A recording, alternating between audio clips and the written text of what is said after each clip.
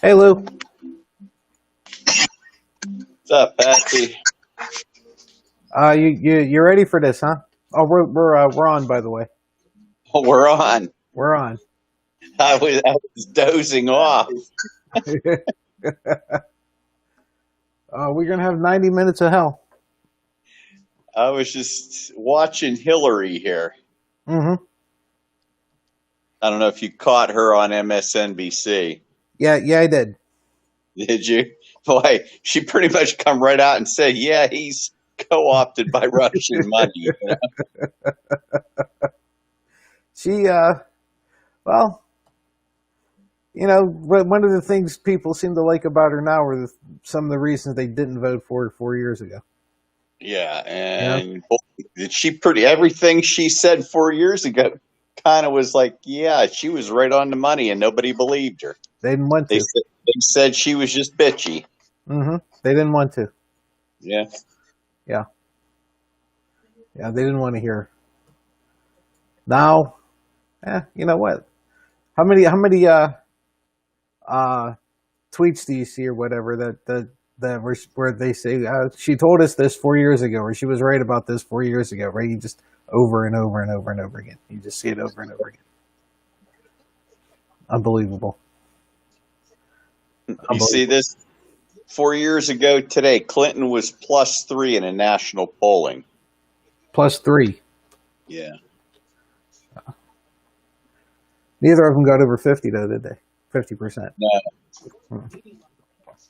Did you see Biden's number in Pennsylvania on 2 different polls?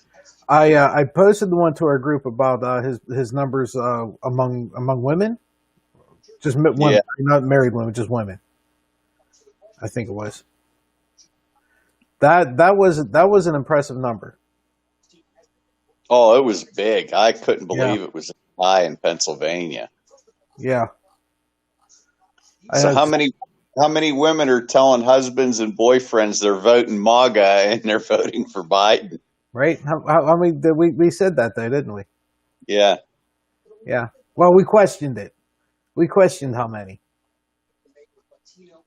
I think there's a lot more than, well, there may be a lot more than we're even thinking. Those numbers are big. Right? They had to come from somewhere. Oh, guaranteed. You know? Oh, man. They had to come from somewhere.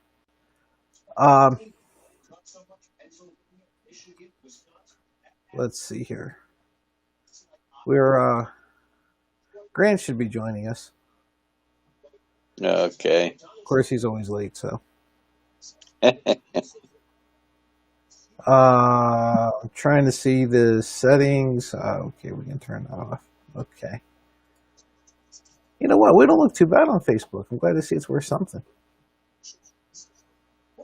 Facebook? Well, yeah. I mean, we have what are we on? Facebook and Twitch and YouTube and Periscope and Daily Motion, and there might be one or two more, but yeah, that's one of the big ones. Most of our audience comes from Twitch, but that's where almost all of our chat comes from too. So hopefully we can do a little better than that tonight. Well, the white supremacist count's higher on Facebook. You said you wanted to switch. Yeah.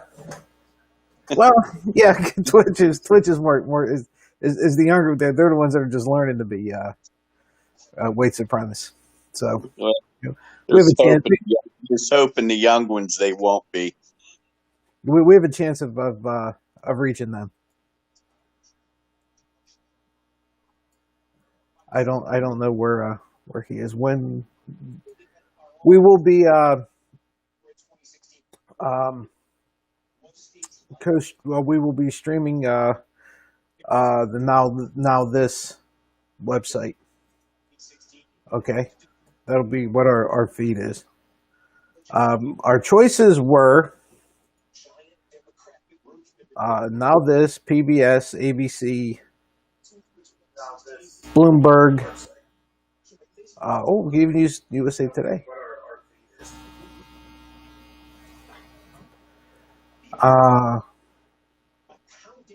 We'll stick with now this because they're putting up tweets too.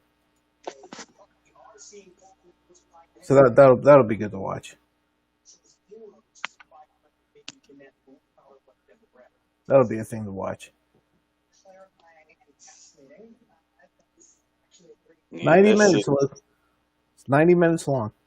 We're gonna be dragging ass tomorrow, man. It's already past. We're gonna be my bedtime. Well, it's when I usually go up and watch TV for a while laying down. Go watch Rachel for a little bit, huh? Yeah, well, what was it? Well, last night I watched her all the way. I kept watching all the way to the end of that. Usually I don't make it to the end of her. Wow, you were serious. Yeah, well, you know what? I'm listening to her last night, like Mike, even her expression. Did you see when she cut off the first section? She goes, "My God!" And it was like went to a commercial. Was her last comment? No, I was asleep. I didn't make it. It was pretty much, how do you elect somebody like this? And she's just like, "My God!" And it went to a commercial. Yeah, it's ridiculous, isn't it? It's what she did. She out of all of them, everybody I watched or listened to so far, she seems to be the one who ran out of fucks the quickest. She really did. Yeah, I think so. She really just does not care anymore. She's done. Oh man.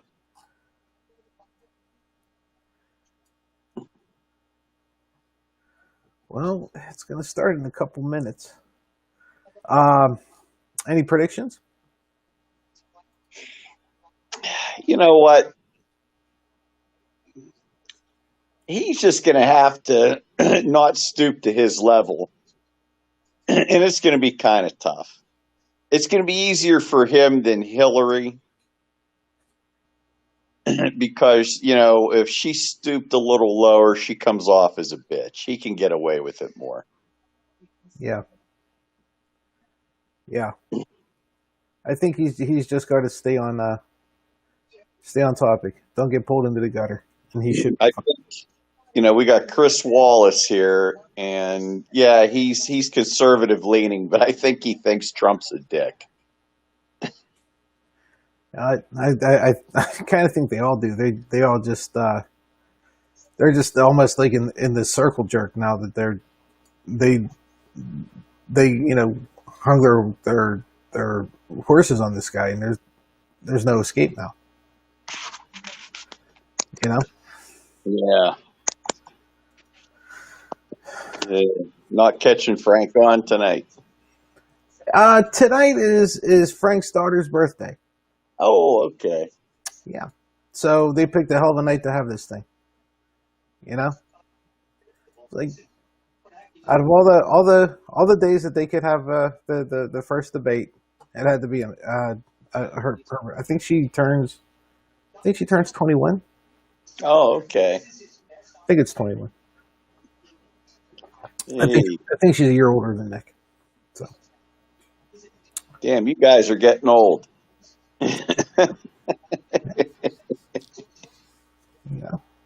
Cannot lie about that. Cannot lie. I was out training my new boss again today. Oh yeah? Yeah. Did tonight come up? No, he was. You know what? I could tell conversations that. I tend to. My wife's the one that can read people, but I can read them pretty quick. Like, yeah, I know he's leaning Trump. And it's what, but they lean Trump for a different reason. It's, you know what? If I was running as Republican, they'd vote for me. No, they just care about the R. Yeah, and their ingrained belief is, well, the economy's going bad if the Democrats get it. Because They've had to fix it the last 3 times after the Republicans had it. That's what killed. I still don't believe that people fall for that.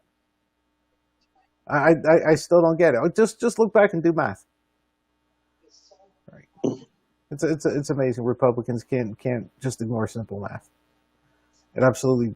Yeah, the economy magically was great on January 21st, 2017. Mm-hmm. And it magically went to shit on January 21st of 2009.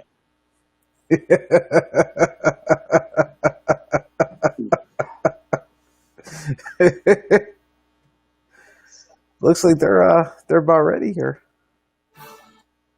I'll wait till the music stops and everything, so we don't get a strike. But because you never know with these clowns. I know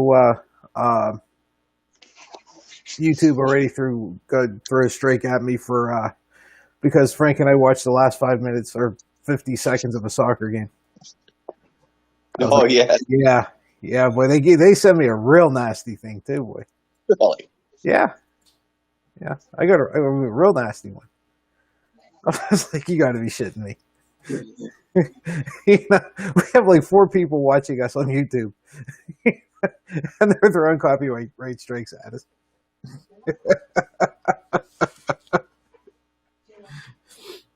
Oh well. How far in the gutter do you think he gets tonight? Trump. Yep. Well, it's not going to be Biden. So.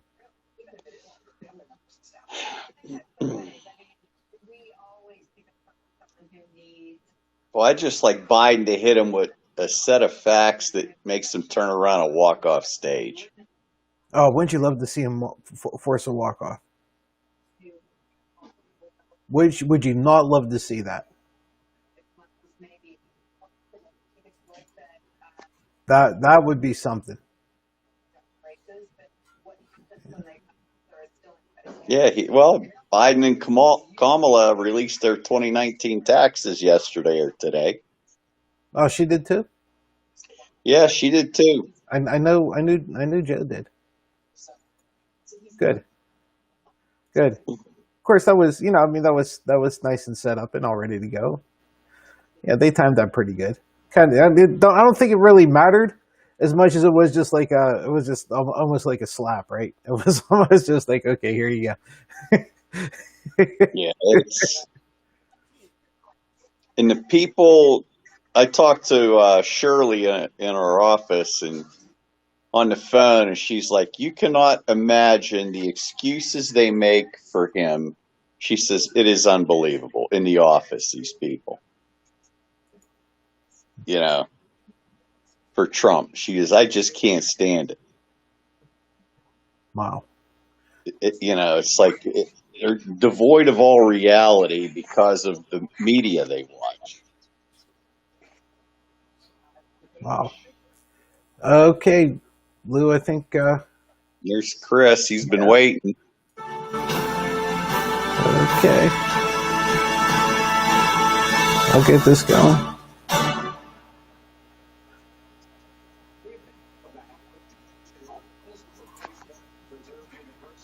Okay. Good evening from the Health Education Campus of Case Western Reserve University and the Cleveland Clinic.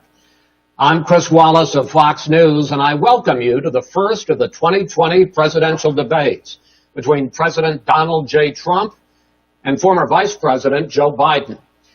This debate is sponsored by the Commission on Presidential Debates.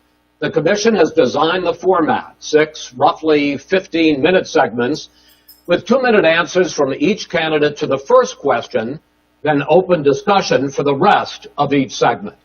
Both campaigns have agreed to these rules. For the record, I decided the topics and the questions in each topic. I can assure you, none of the questions has been shared with the commission or the 2 candidates. This debate is being conducted under health and safety protocols designed by the Cleveland Clinic, which is serving as the health security advisor to the commission for all 4 debates.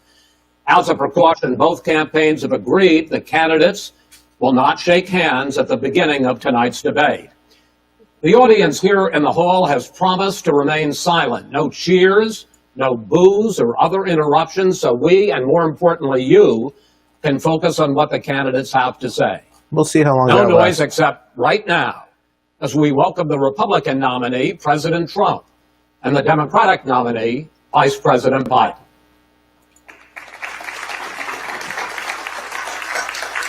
All right, Lou, here we go.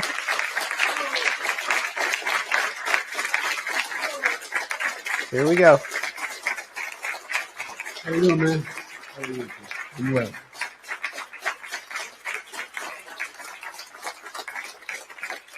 Gentlemen, a lot of people have been waiting for this night, so let's get going. Our first subject is the Supreme Court. President Trump, you nominated Amy Coney Barrett over the weekend to succeed the late Ruth Bader Ginsburg on the court. You say the Constitution is clear about your obligation and the Senate's to consider a nominee to the court.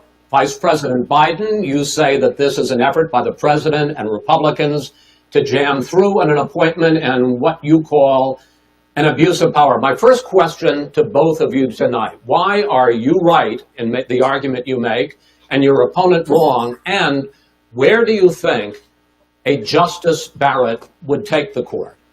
President Trump, in this first segment, you go first, 2 minutes. Thank you very much, Chris. I will tell you very simply, we won the election. Elections have consequences.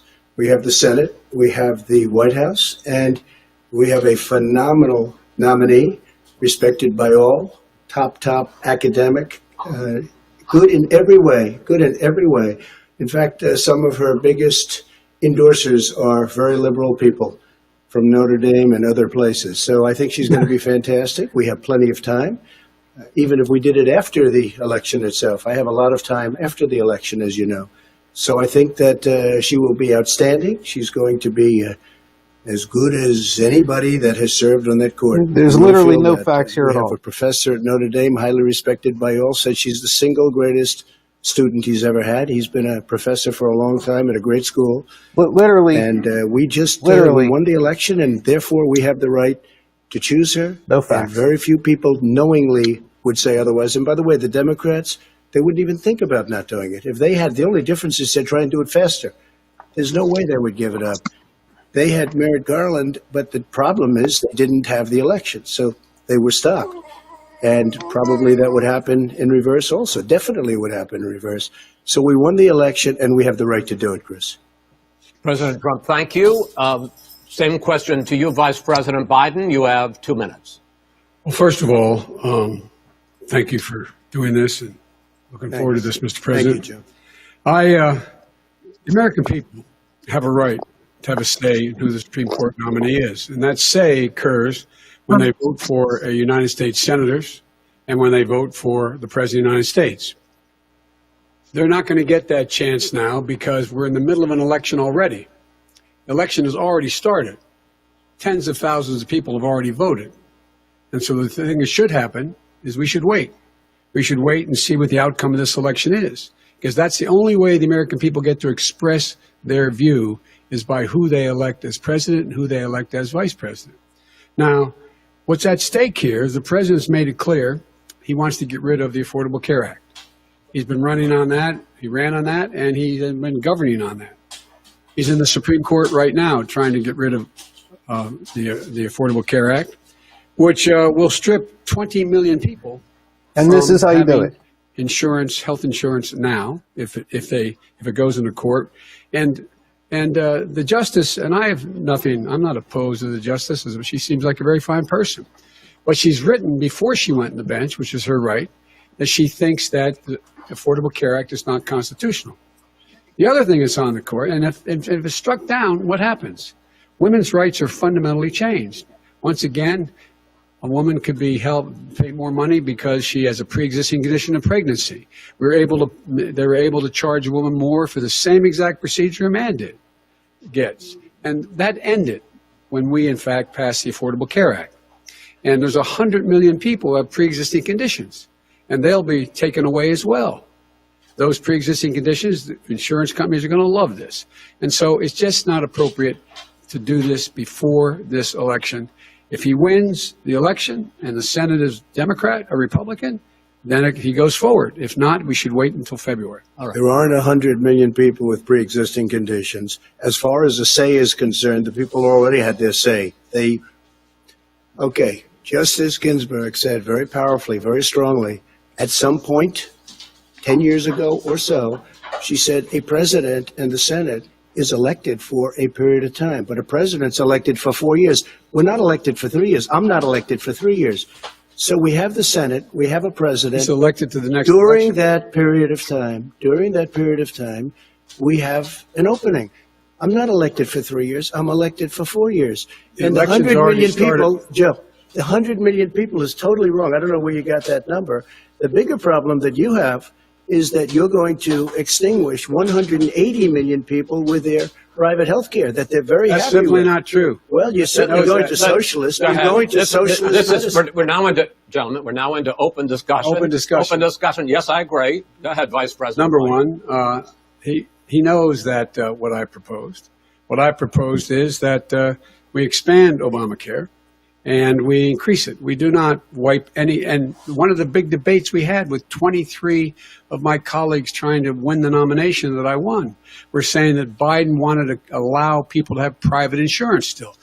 They can. They do. They will under my proposal. It's not what you've said, But and it's not what that your party is- has said. that is simply Your party a lie. doesn't say it. Your party That is wants simple. to go socialist My medicine party is and me. socialist Right healthcare. now, I am and the they're going to Democratic dominate Party. you, Joe. You know that. I am the Democratic Party right now. The platform of the Not according Democratic to Party Harris. is what I, in fact, approved of. What I approved of. Now, here's the deal. The deal is that it's going to wipe out pre-existing conditions. And by the way, the 200,000 people that have died on his watch, how many of those have survived? Well, there's 7 million people that contracted COVID.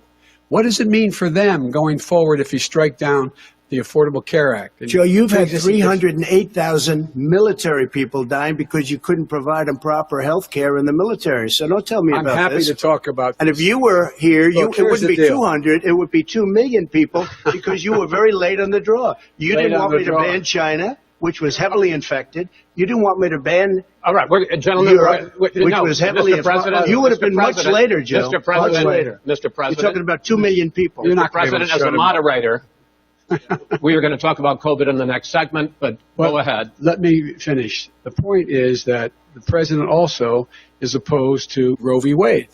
That's on the ballot as well in the court. And so that's also at stake right now. And so the election is all You don't know it's on the ballot. Why is it on the ballot? Because Why is it you on the said ballot? It's not on the ballot. It's on the ballot in the I court. don't think so. In the court. Well, There's nothing happening there. Donald, would And you just don't be quiet know for a her minute? view on Roe v. Wade. You I don't don't know know. her view. Well, all right, let's talk. We got a lot to unpack here, gentlemen. We got a lot of time. So on health care, and then we'll come back to Roe v. Wade. All right. Mr. President, the Supreme Court will hear a case a week after the election in which the Trump administration, along with 18 state attorneys general, are seeking to overturn That's right. Obamacare, to end Obamacare. You have spent the last... Because they want to give good health care. If I may ask Go my ahead. question, sir. Good health care. Over the last 4 years, you have promised to repeal and replace Obamacare, but you have never in these 4 years come up with a plan, a comprehensive plan Yes, to I have. replace Obamacare. Of course I have.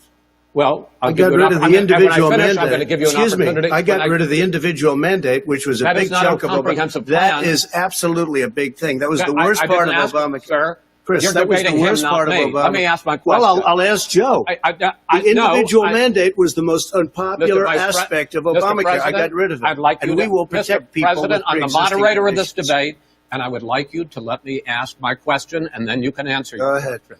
Chris You, Wallace in the is course gonna of these be- 4 years, have never come up with a comprehensive plan Yeah. to replace Yeah. Obamacare. And just this last Thursday, you signed a largely symbolic executive order to protect people with pre-existing conditions 5 days before this debate. So my question, sir, is what is the Trump health care plan? Right. Well, first of all, I guess I'm debating you, not him, but that's okay. I'm not surprised. Let me just tell you something, that there's nothing symbolic. I'm cutting drug prices. I'm going with favored nations, which no president has the courage to do because you're going against big pharma. Drug prices will be coming down 80 or 90%. You could have done it during your 47-year period in government, but you didn't do it. Nobody's done it. So we're cutting health care. All of the things that we've done, insulin, I give you an example, insulin. It was destroying families, destroying people. The cost, I'm getting it for so cheap.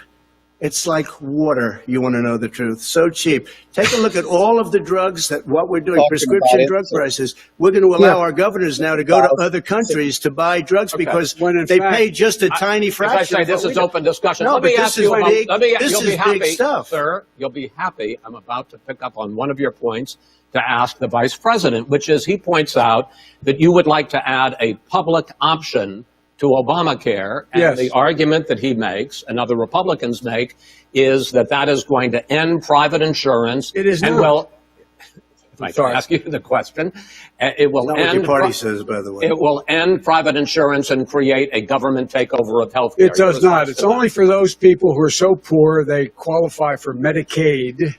They can get that free in most states, except governors who want to deny people who are poor Medicaid. Anyone who qualifies for Medicaid would automatically be enrolled in the public option.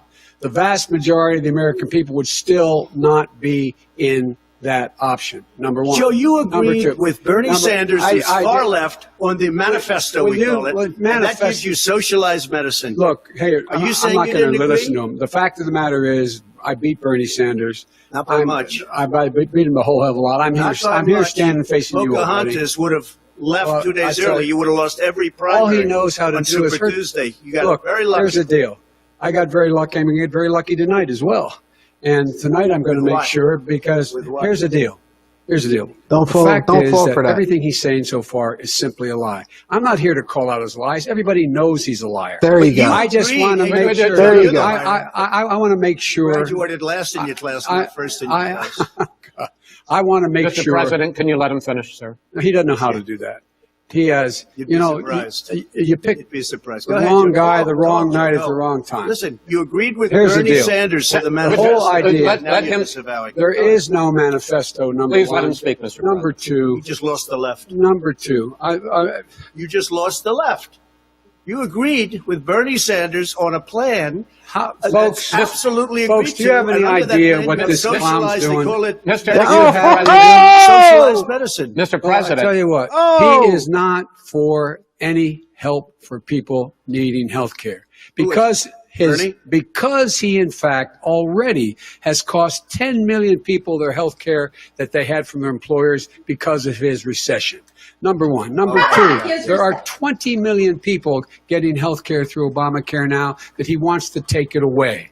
He won't ever look you in the eye and say that's what he wants to do. Take it away. No, I want to give them better health care at a much lower price because and by the way, he doesn't know how. Good. He doesn't know how I've to do already that. Fixed it. He has never I've offered already a plan. fixed it to an extent. He has never done a as you single might thing. know, but probably don't. Gentlemen, you realize if you're both speaking at the same time, and it's too expensive. Let the president go ahead, sir. Obamacare is no good. We made it better, and I had a choice to make very early on. We took away the individual mandate. We guarantee pre-existing conditions, but took away the individual mandate.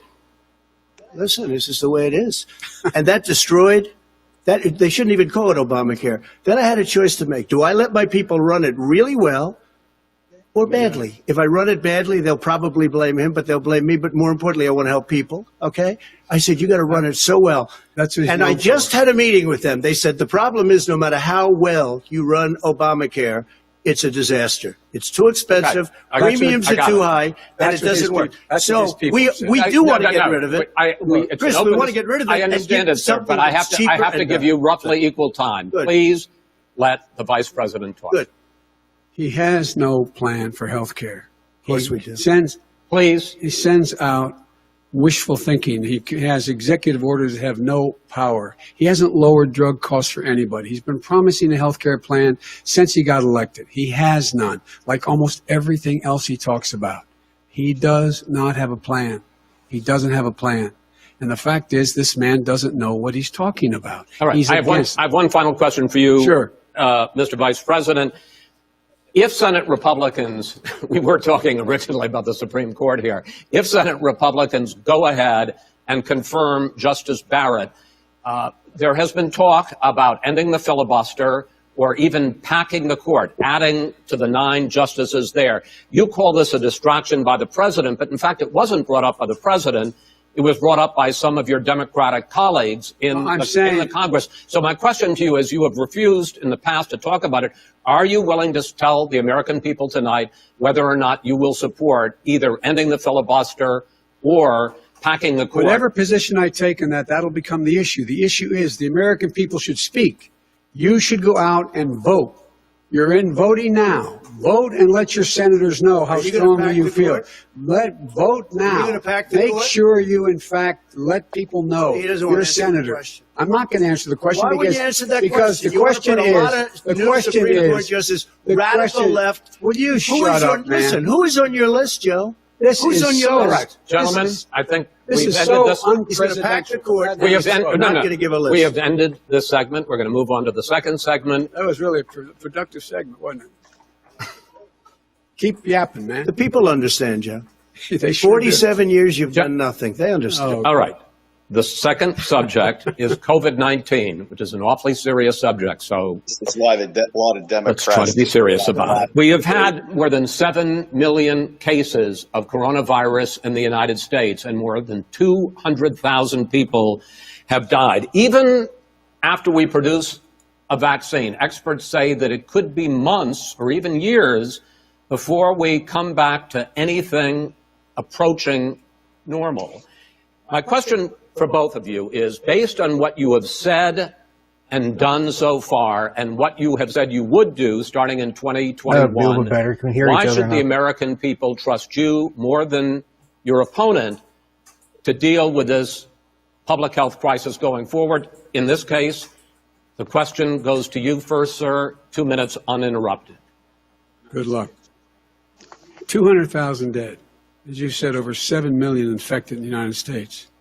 We, in fact, have 5%, 4% of the world's population, 20% of the deaths. 40,000 people a day are contracting COVID. In addition to that, about between 750 and 1,000 people a day are dying. When he was presented with that number, he said, it is what it is. Well, it is what it is because you are who you are. That's why it is. The president has no plan. He hasn't laid out anything. He knew all the way back in February how serious this crisis was. He knew it was a deadly disease. What did he do? He's on tape as acknowledging he knew it. He said he didn't tell us or give people a warning of it because he didn't want to panic the American people. You don't panic. He panicked. In addition to that, what did he do? He went in and we were insisting that the Chinese, the people we had on the ground in China should be able to go to Wuhan and determine for themselves how dangerous this was. He did not even ask Xi to do that. He told us what a great job Xi was doing. He said we owe him a debt of gratitude for being so transparent with us. And what did he do then? He then did nothing. He waited and waited and waited. He still doesn't have a plan. Wow. I laid out back in March exactly what we should be doing. And I laid out again in July what we should be doing. We should be providing all the protective gear possible. We should be providing the money the House has passed in order to be able to go out and get people the help they need to keep their businesses open schools. It cost a lot of money. You should get out of your bunker and get out of the sand trap and get in your golf course and go in the Oval Office and bring together the Democrats and Republicans and fund what needs to be done now to save lives. So if we would have listened to you. You have 2 minutes, sir. If we would have listened to you, the country would have been left wide open. Millions of people would have died, not 200,000, and one person is too much. It's China's fault. It should have never happened. They stopped it from going in, but it was China's fault. And by the way, when you talk about numbers, you don't know how many people died in China. By the way, you don't know how many people died in Russia. You don't know right how many people died in India. They don't exactly give you a straight count, just so you understand. But if you look at what we've done, I closed it, and you said he's xenophobic. He's a racist, and he's xenophobic because you didn't think I should have closed our country. No, Wait a minute. It says 2 minutes. You didn't think we should have closed our country because you thought it was terrible. You wouldn't have closed it for another 2 months. By my doing it early, in fact, Dr. Fauci said President Trump saved thousands of lives. Many of your Democrat governors said President Trump did a phenomenal job. We worked with the governor. Oh, really? Go take a look. The governors said I did a phenomenal job. Most of them said that. In fact, people that would not be necessarily on my side said that. President Trump did a phenomenal job. We did. We got the gowns. We got the masks. We made the ventilators. You wouldn't have made ventilators. And now we're weeks away from a vaccine. We're doing therapeutics already. Fewer people are dying when they get sick. Far fewer people are dying. We've done a great job. The only thing I haven't done a good job, and that's because of the fake news. No matter what you say to them, they give you bad press on it. It's just fake news. They give you good press. They give me bad press because that's the way it is, unfortunately. But let me just tell you something. I don't care. I've gotten used to it. But I'll tell you, Joe, you could never have done the job that we did. You don't have it in your blood. You could have never done that job. I know how to do the job. I know how to get the job Well, you done. didn't do very well in swine flu. H1N1, you were a disaster. Your own chief of staff said you were a disaster. 14,000 people died, not 200,000. There was no very- economic recession. Sir, you made a There was no lethal recession. disease. You made a point. Let him answer. And there was no one. We didn't shut down the economy. This is his economy he shut down. The reason it's shut down is because, look, you folks at home, how many of you got up this morning and had an empty chair at the kitchen table because someone died of COVID? How many of you were in a situation where you lost your mom or dad and you This couldn't is even the speak attack to he has the to nurse make. holding a phone up so you could, in fact, say goodbye? You would have lost far How more many people. people? Far That is- more people. And, You would have been and by the way, months late. your own, You were his months behind me, his Joe. own CDC director says we could lose as many as another 200,000 people between now and the end of the year. And he held up. He said, if we just wear a mask, we can save half those numbers. Just a mask. And by the way, in terms of the whole notion of a vaccine, we're for a vaccine, but I don't trust him at all, nor do you. I know you don't. What we trust is a scientist. You don't we trust Dr. Johnson Fauci. & Johnson, Pfizer? And Okay, by the way, gentlemen, then- let me move on to questions about the future because you both have touched on two of the questions I'm going to ask. Focusing on the future first, President Trump, you have repeatedly either contradicted or been at odds with some of your government's own top scientists. The week before last, the head of the Centers for Disease Control, Dr. Redfield, said it would be summer before the vaccine would become generally available to the public. You said that he was confused and mistaken. Those were your two words. Yeah. But Dr. Slaoui, the head of your Operation Warp Speed, has said exactly the same thing. Are they both wrong? Well, I've spoken to the companies, and we can have it a lot sooner. It's a very political thing because people like this would rather make it political than save lives. It is a very political thing. I've spoken to Pfizer. I've spoken to all of the people that you have to speak to. We have great Moderna, Johnson & Johnson, and others. They can go faster than that by a lot. Become very political because the left, or I don't know if I call So them you're left, I don't know suggesting what that I call the them. head of your Operation Warp Speed, Dr. Slaoui? I disagree with him. Yeah, no, I disagree with both of them. And he didn't say that. He said it could be there, but it could also be much sooner. I had him in my office 2 days ago. He talked about the summer, sir, before it's generally available. Just like He said Dr. it's a Redfield. possibility that we'll have the answer before November 1st. It could also I'm be talking about after when it's that. generally available. not when it Well, will we're be. going to deliver it right away. We have the military all set up logistically. They're all set up. We have our military that delivers soldiers, and they can do 200,000 a day. They're going to be This delivering. is the same man It's who all told set you up. by Easter this would be gone away. By the warm weather, it'd be gone. Miraculous, like a miracle. And by the way, maybe you could inject some bleach in your arm, and that would take care of it.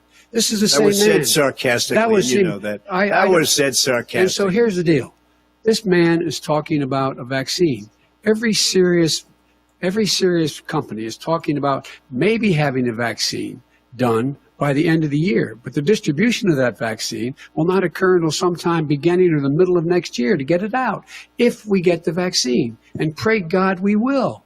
Pray God we will. Mr. Vice President, I want to pick up You'll have on the that. vaccine sooner I want to than pick that. up on this question, though. You say the public can trust the scientists, but they can't trust President Trump. In fact, you said that again tonight. Your running mate, Senator Harris, goes further, saying the public health experts, quote, will be muzzled, will be suppressed. Given the fact that polls already show that people are concerned about the vaccine and are reluctant to take it, are you and your running mate, Senator Harris, contributing to that fear? No more than the question you just asked him. You pointed out. He puts pressure and disagrees with his own scientists. But you're saying you can't, or Senator And- Harris is saying no, you can't trust the scientists. No, you can trust the scientists. She didn't say that. You can't trust She said the public health Did say experts, that. quote, will be muzzled, will be suppressed. Well, that's what he's going to try to do. But there's millions of scientists, there's thousands of scientists out there, like here at this great hospital, that don't work for him. Their job doesn't depend on him. That's not. They're the people. And by I the way, spoke to the and scientists that are in charge. By the way, they will have and the vaccine very does- soon. Let him finish. you believe for a moment what he's telling you in light of all the lies he's told you about the whole issue relating to COVID. He still hasn't even acknowledged that he knew this was happening, knew how dangerous it was going to be back in February, and he didn't even tell you. He's on record as saying it. He panicked or he just looked at the stock market. One of the two, because guess what? A lot of people died, and a lot more are going to die unless he gets a lot smarter, a lot quicker. So- Mr. President? Did you use the word smart? So you said you went to Delaware State, but you forgot the name of your college. You didn't go to Delaware State. You graduated Oh, either the lowest or almost the lowest in your class. Don't ever use the word smart with me. Don't ever use that word. Oh, give me a break. Because you know what? There's nothing smart about you, Joe. 47 years you've done nothing. Well, let's have this debate. And if you would have had, let me just tell you something, Joe. Oh, If you would have had the charge of what I was put through, I had to close the greatest economy in the history of our country. And by the way, now it's being Yep. built again. See, and We're it's going to going get up to the fast. economy in the next segment, sir. okay. It's going up fast. Okay. Look forward to talking. When it comes to how the virus has been handled so far, the two of you have taken very different approaches, and this is going to affect how the virus is handled going forward by whichever of you ends up becoming the next president. I want to quickly go through several of those. Reopenings. Vice President Biden, you have been much more missed reluctant an than President opportunity. Trump about reopening the economy and schools. Why, sir? Because he doesn't have a plan. If I were running, I know what the plan is. You've got to provide these businesses the ability to have the money to be able to reopen with the PPE as well as with the sanitation they need. You have to Tell provide that to them Nancy plastic. Pelosi. Well, he's just shush for a minute. Tell it to Nancy Pelosi. And Schumer, by the Brian way, Chuck. Nancy Pelosi and Schumer, they have a plan. He won't even meet with them. The Republicans won't meet with him in the Okay. Senate. But- And he sits on his golf course. And I mean, literally, Okay. think about it. You probably All right, play think more than about I it. do, Joe. What about this question of reopenings and the fact Well, he wants to shut down this country, Oh. and I want to keep it open. And we You did a get- great he thing just by admitted shutting he it shut down. it down. Wait a minute, Let Joe. him Let me finish, shut sir. you down for a second, Joe, just for 1 second. He wants to shut down the country. We just went through it. We had to because we didn't know anything about the disease. Now we found that elderly people with heart problems and diabetes and different problems are very, very vulnerable. We learned a lot. Young children aren't. Even younger people aren't. We've learned a lot. But he wants to shut it down. More people will be hurt by continuing. If you look at Pennsylvania, if you look at certain states that have been shut down, they have Democrat governors all. One of the reasons they're shut down is because they want to keep it shut down until after the election on November I want to 3rd. move on to another Because subject. it's a I want to move political on to another I gotta subject. respond. But I wanna those move- states, gentlemen, I those wanna move states on to are another not subject. doing well that are shut down Which is right gotta now. respond to that. Wants President to shut down Trump, the you whole have country. begun to increasingly question the effectiveness of masks as a disease preventer. And in fact, recently you have cited the issue of waiters touching their masks and touching plates. Are you questioning No, I think the masks efficacy are of okay. You have masks? to understand, if you look, I mean, I have a mask right here. I put a mask on, when I think I need it. Tonight, as an example, everybody's had a test, and you've had social distancing and all of the things that you have to. But I Just wear like your masks rally. when needed. When needed, I wear masks. Okay, let me ask. I don't wear masks like him. Every time you see him, he's got a mask. He could be speaking 200 feet away from it. He shows up with the biggest mask I've ever seen. I will say Vice President Biden, go ahead, sir. Look, the way to open businesses is give them the wherewithal to be able to open. We provided money. The Congress. But I was asking you, sir, about masks. Well, masks make a big difference. His own head of the CDC said if we just wore masks between now, everybody wore masks in social distance between now and January, we'd probably save up to 100,000 lives. It matters. And they've also said the opposite. They've also said no serious person said the opposite. They've No also said, well, look serious. at I wanna Dr. ask you- Fauci. Dr. Fauci said the He opposite. did not I say want to the ask you, we opposite. got a Said little very bit more than a strongly, minute left in this masks segment. are not good. Then he changed his mind. He said masks are good. I I'm wanna okay ask- with masks. I I'm want to not ask you fighting both masks. about one last subject, because your different approaches has even affected the way that you have campaigned. President Trump, you're holding large rallies with crowds packed together, thousands of people. Outside, yes, sir, agreed. Vice President Biden, you are holding much smaller events with Because nobody will show up. people with. Well, it's true. Nobody shows up to his rallies. All right. In any case, why you holding the big rallies? Why you not? You goes first, sir. Because people want to hear what I have to say. I mean, But are you I've not done a worried great about it job spreading as a disease? president, and I'll have 35,000 people show up at airports. We use airports. Are you and not hangars, worried and about we the have a disease lot of issues, people. sir? Well, so far, we have had no problem whatsoever. It's outside. That's a big difference, according to the experts. And we do them outside. We have tremendous crowds, as you see. I mean, and literally on 24 hours notice. And Joe does the circles and has 3 people someplace. Okay. By the way, did you see sir. one of the last big rallies he had?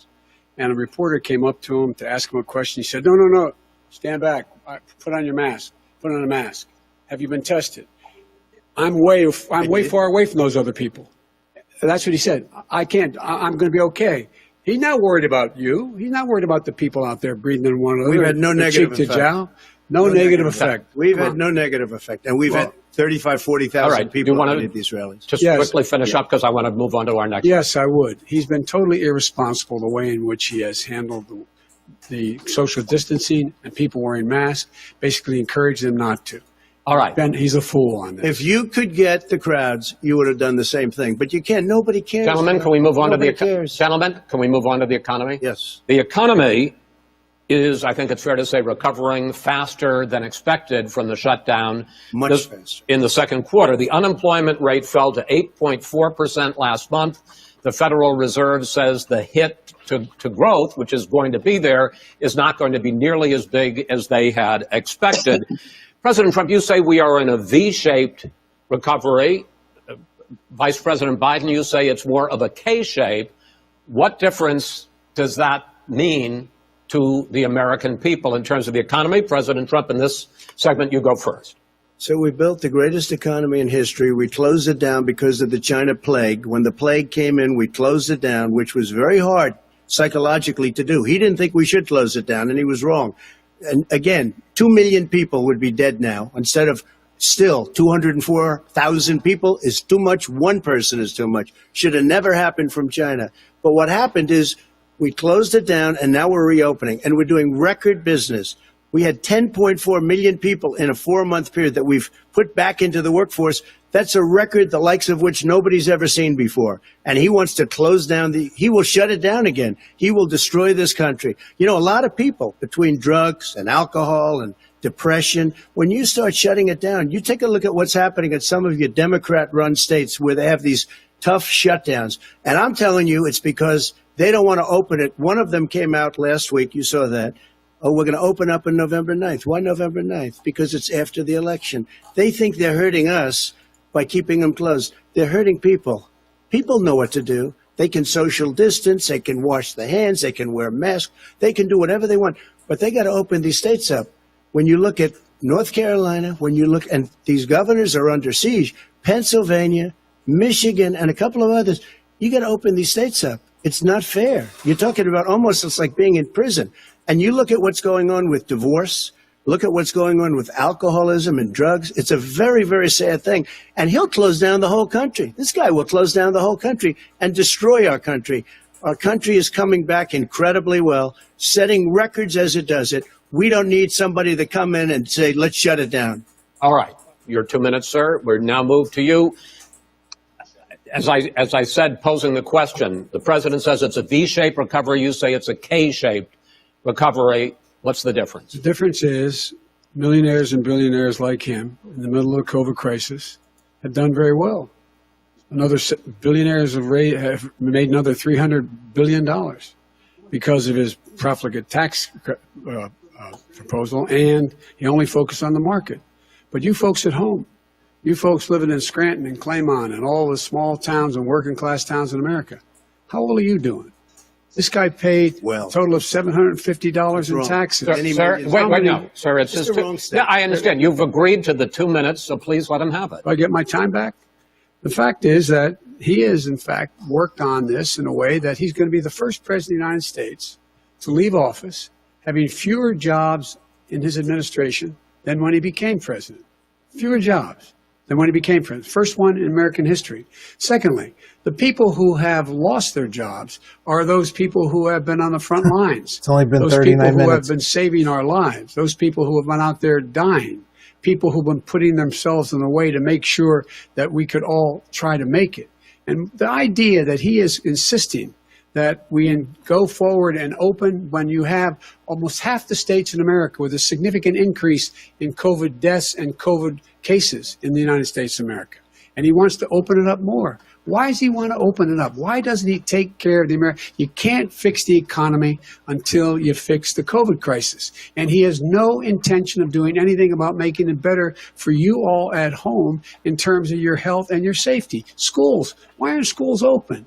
Because it costs a lot of money to open them safely. You know, they were going to give, his administration was going to give the teachers and school students masks. And then they decided, no, couldn't do that because it's not a national emergency. Not a national emergency. They've done nothing to help small businesses. Nothing. They're closing. 1 in 6 is now gone. He ought to get on the job and take care of the needs of the American people so we can open safely. All right. Your time is up, sir. We are going to get to... I have to respond to that. Well, you both had 2 minutes, sir. Excuse me, he made a statement. So did you. People want their schools. No, And he's letting them. And he's letting them have the They don't want to statement. be shut down. They don't want their state shut down. He's letting them They have want the their statement. restaurants. I look at New York. It's so sad what's happening in New York. It's almost like a ghost town. And I'm not sure it can ever recover what they've done in New York. People want their places open. They want to get back to their lives. People They'll want be to be careful, safe. but they want their schools open. Okay. People want I'm to the be one that safe. brought back football. By the way, I brought back Big Ten football. It was me, and I'm very happy to do it. And All right, people let's- of Ohio are very proud of me. And you know We're how going to I get found back, out? When he took gentlemen, the we're phony going to ad. get to your economic plans going forward in a moment. But first, Mr. President, as you well know, there's a new report that in 2016, the year you were elected president, and 2017, your first year as president, that you paid $750 a year in federal income tax each of those years. I know that you pay a lot of other taxes, but I'm asking you the specific question. Is it true that you paid $750 in federal income taxes each of those 2 years? I paid millions of dollars in taxes, millions of dollars of income tax. And let me just tell you, there was a story in one of the papers. Show us your tax I paid returns. $38 million 1 year. I paid $27 million. Show us your tax 1 year. returns. I went. You'll see it as soon as it's finished. You'll see it. You know, if you want to go to the Board of Elections. There's a 118-page or so report that says everything I have, every bank I have, I'm totally under-leveraged because the assets are extremely good, and I built Sir, a great I'm asking company. you a specific question, which But is... let me tell you- I understand all of that. Release your I tax understand return. all of that. But I'm let me- no, Mr. Go President, ahead. I'm asking you a question.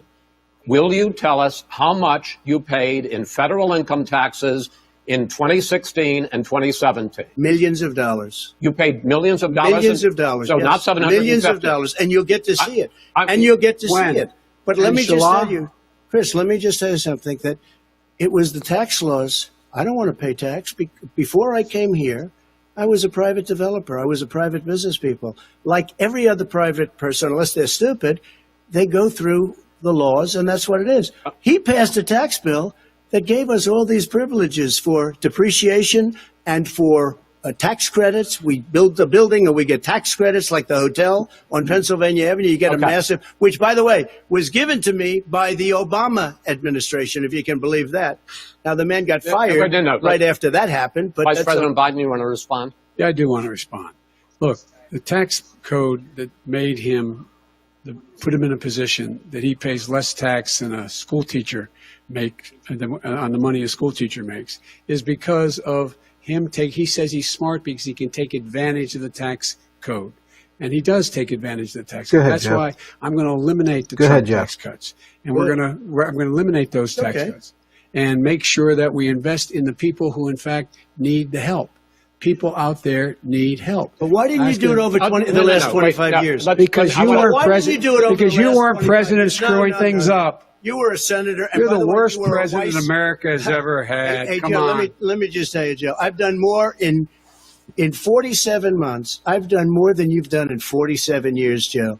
We've done things that you never even thought of doing, including fixing the broken military that you gave me, including taking care of your vets. Mr. President, we're talking about the economy. I'd like to ask you about your plans going forward because, Mr. Vice President, your economic plan, if you were to be elected president, focuses a lot on big government, big taxes, big spending. I want to focus first on the taxes.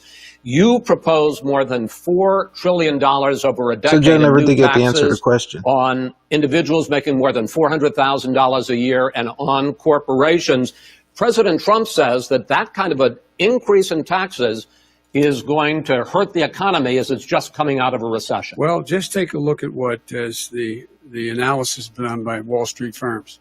Points out that my economic plan would create 7 million more jobs than his in 4 years, number one. And number two, it would create an additional $1 trillion in economic growth because it would be about buying American. That we're going to make this federal government spend $600 billion a year on everything from ships to steel to buildings and the like. And under my proposal, we're going to make sure that every penny of that has to be made by a company. But respectfully, sir, I'm talking about taxes, not spending. By the way, I'm going to eliminate a significant number of the tax. I'm going to make the corporate tax 28%. It shouldn't be 21%. You have 91 companies, in the Fortune 500 who don't pay a single penny in tax, making billions of dollars. Why didn't you do it before when you were vice president with Obama? Because you, in fact, passed that. That was your tax proposal. I got it done. And you know what happened? Yeah, you got it done. Our economy boomed like it's never boomed. The economy is Mr. President, Mr. President, let me pick up on that. You would continue your free market approach, lower taxes, more deregulation, correct? Not lower taxes for American people. But in Obama's, you talk about the economy booming, it turns out that in Obama's final 3 years as president, more jobs were created, 1.5 million more jobs than in the first 3 years of your presidency. They had the slowest recovery economic recovery since 1929. It was the slowest recovery. Also, they took over something that was down here. All you had to do is turn on the lights and you pick up a lot. But they had the slowest economic recovery since 1929. Let me tell you about the stock market. When the stock market goes up, that means jobs. It also means 401ks. If you got in, if you ever became president with your ideas, you want to terminate my taxes, I'll tell you what, you'll lose half of the companies that have poured in here will leave, and plenty of companies that are already here, they'll leave for other places. They will leave, and you will have a depression, the likes of which you've never seen. Look, we inherited the worst recession short of a depression in American history. I was asked to bring it back. We were able to have an economic recovery that created the jobs you're talking about. We handed him a booming economy. He blew it. It wasn't booming. Blew it. It wasn't booming. It was the weakest recovery since 1929. Is it fair to say he blew it when there was record low unemployment before COVID? Yeah, but because what he did, even before COVID, manufacturing went in the hole. Excuse me, Chris. Wait. Number two. Chris. Number three. They said it would take. No, you were number two. No. Chris. They said it would This take guy a is miracle to bring back manufacturing. I brought back 700,000 jobs. They brought back nothing. They gave up on manufacturing. We Part did of not my agree. standard fare. I'm the guy that He brought totally back gave the up on automobile manufacturing. All right, let him. We brought back, I was asked to bring back Chrysler and General Motors. We brought them back right here in the state of Ohio and Michigan. He blew it. They're gone. He blew it. And in fact, they're going. Ohio had the best year it's ever had last year. Michigan had the best year they've ever had. That is not Many true. car companies came in from Germany, from Japan, went to Michigan, went to Ohio. They're not having And they didn't come in with you. Mr. Vice President, go ahead. And so you take a look at what he's actually done. He's done very little. His trade deals are the same way. He talks about these great trade deals. You know, he talks about the art of the deal. China's perfected the art of the steal. We have a higher deficit with China now than we did before. We have the highest trade deficit China with ate Mexico. your lunch. All right, gentlemen, 18%. China ate your lunch, Joe. And no wonder your son goes in and he takes out billions of dollars. Takes out billions of dollars to manage. He makes millions of dollars. And also, Simply while not we're at true. it, why is it, just out of curiosity, the mayor of Moscow's wife gave your son $3.5 million. Oh, go ahead and go after him with Moscow. What did he do with Burisma None to of deserve that $183,000? None You've of asked that the question, is true. let him answer. None of that is true. Oh, really? It's He didn't totally, get But no, $3.5 million? Mr. President, It's Mr. totally- President, please. totally ask a question. discredited. Totally discredited. And by the way, Well, wait, he didn't get No, no. $3.5 million, Joe? Mr. Vice, He got Mr. $3.5 million.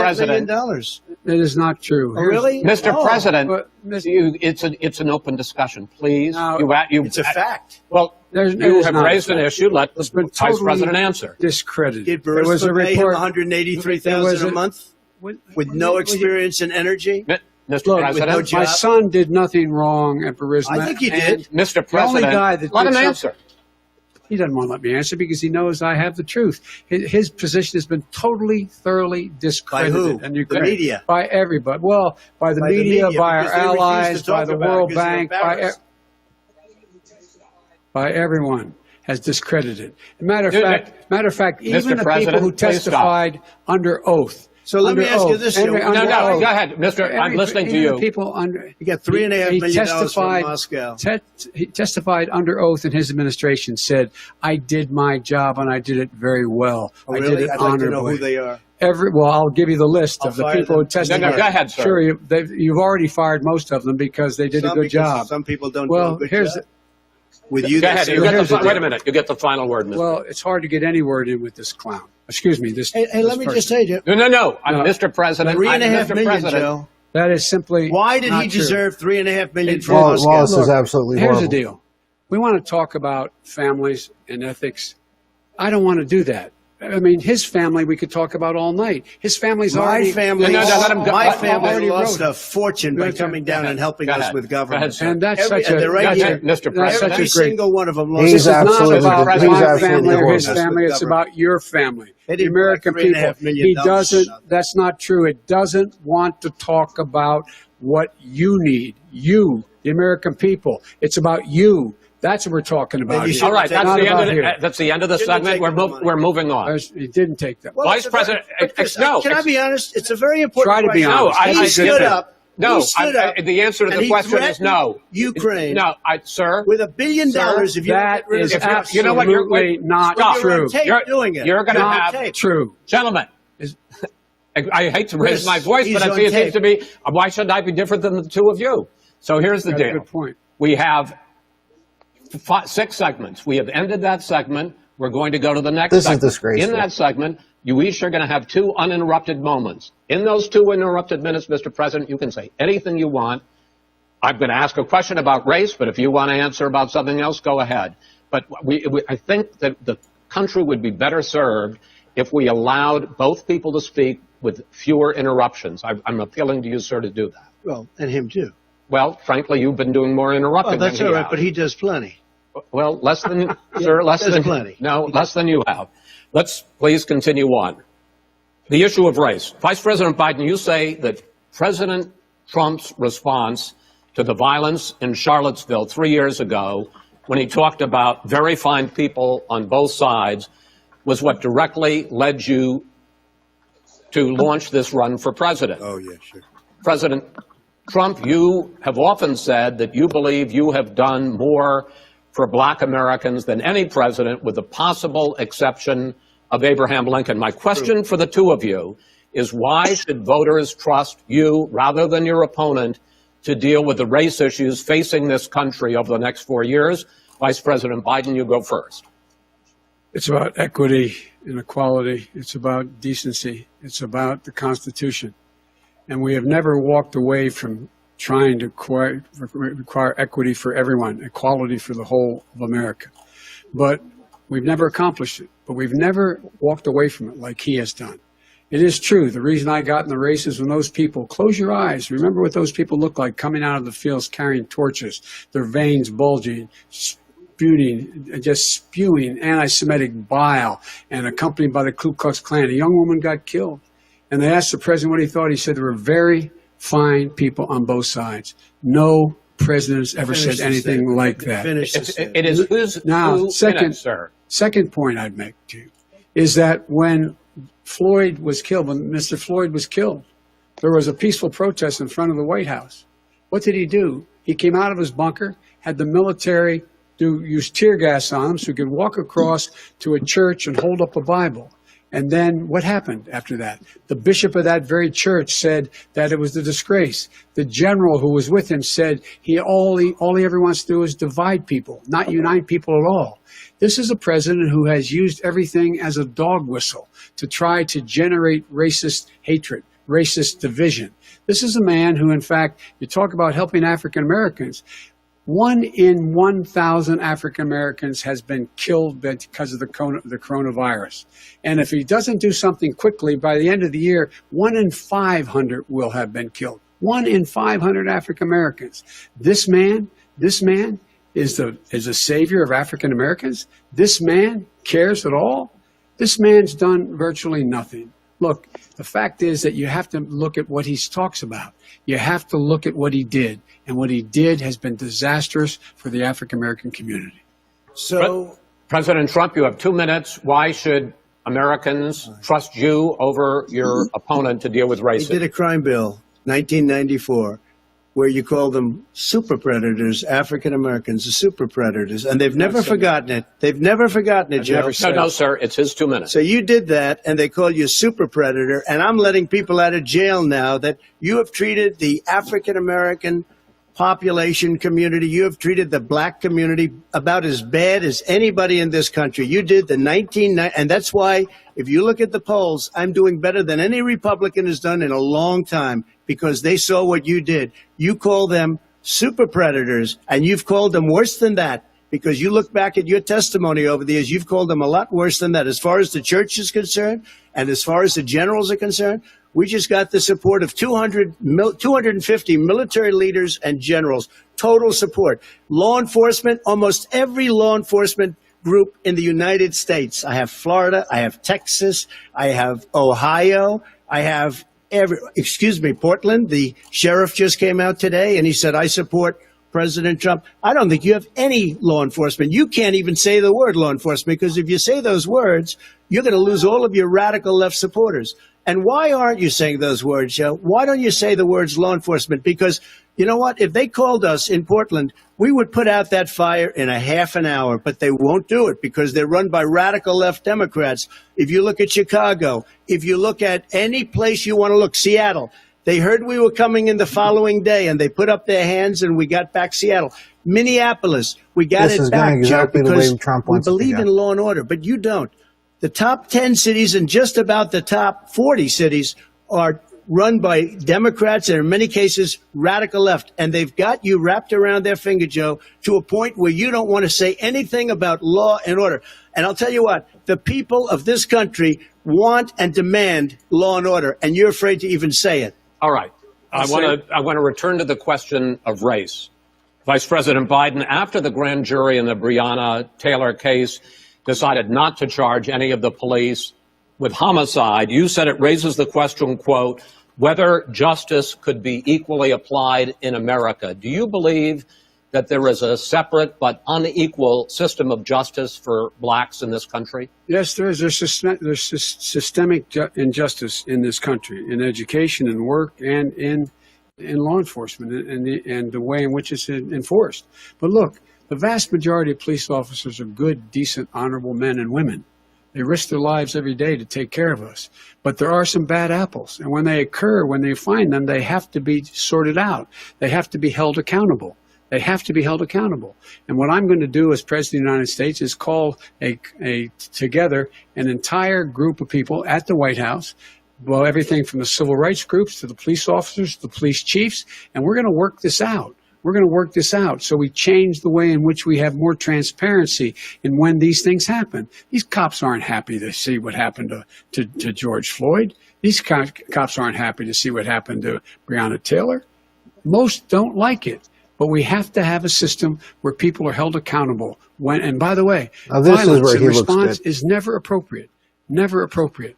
Peaceful protest is. Violence is never appropriate. All right. What is peaceful protest? When they run through the middle of the town and burn down your stores and kill people all over? Just kill his mic. Say peaceful protest. President Trump, No, it's I'm not not, asking. but you say it is. President Trump, I'd like to continue with the Yes, issue of go ahead, race. I please. promise we're going to get to the issue of law and order in a moment. Just kill his mic. This month, your administration directed federal agencies to end racial sensitivity training that addresses white privilege or critical race theory. Why did you decide to do that, to end racial sensitivity training? And do you believe that there is systemic racism in this country, sir? I ended it because it's racist. I ended it because a lot of people were complaining that they were asked to do things that were absolutely insane, that it was a radical revolution that was taking place in our military, in our schools, all over the place. And you know it, and so does everybody else. And he would know. What is radical about racial sensitivity training, sir? If you were a certain person, you had no status in life. It was sort of a reversal. And if you look at the people, we were paying people hundreds of thousands of dollars to teach very bad ideas and, frankly, very sick ideas. And really, they were teaching people to hate our country. And I'm not going to do that. I'm not going to allow that to happen. We have to go back to the core values of this country. They were teaching people that our country is a horrible place, it's a racist place, and they were teaching people to hate our country. And I'm not going to allow that to happen. Vice President Biden? Nobody's doing that. He's racist. You just don't know. Here's the deal. I know a lot more about this. Let him finish. The fact is that there is racial insensitivity. People have to be made aware of what other people feel like, what insults them, what is demeaning to them. It's important to people know they don't want to. Many people don't want to hurt other people's feelings, but it makes a big difference.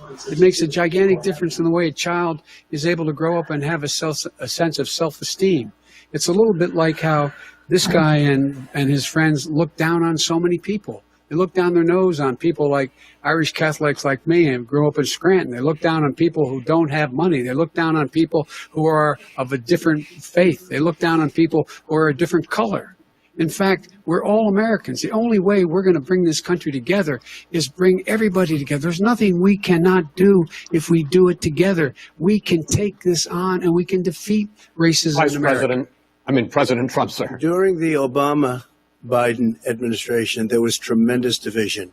There was hatred. You look at Ferguson, you go to many places. Look at Oakland. Look what happened in Oakland. Look what happened in Baltimore. Look what happened. Frankly, it was more violent than what I'm even seeing now. Oh, my but Lord. the reason is that ridiculous. the Democrats that run these cities don't want to talk like you about law and order. Violent and you crime, still haven't mentioned. violent Are you crime. in favor of law and order? I'm in favor of law. You follow it. Are you in favor of law and order? Go Yes, ahead, I'm say it. You asked a question, let him finish. Law and order. Let him. Law and order with justice, where people get treated fairly. And the fact of the matter is, violent crime went down 15% in our administration. All right. It's gone up on his watch. Went down much more than ours. All right, we're down. Mr. President, you're going States of America. Mr. President, every record in the Mr. book. President, you're going to be very happy because we're now going to talk about law and order. Places we had trouble were Democratic-run cities. That's and exactly those my Democratic- question. There has been a dramatic increase in homicides in America this summer particularly, and you often blame that on Democratic mayors and Democratic governors, but in fact there have been equivalent spikes in Republican-led cities like Tulsa and Fort Worth. So the question is this really a party issue? I think it's a party issue. You can bring in a couple of examples, but if you look at Chicago, what's going on in Chicago, where 53 people were shot. And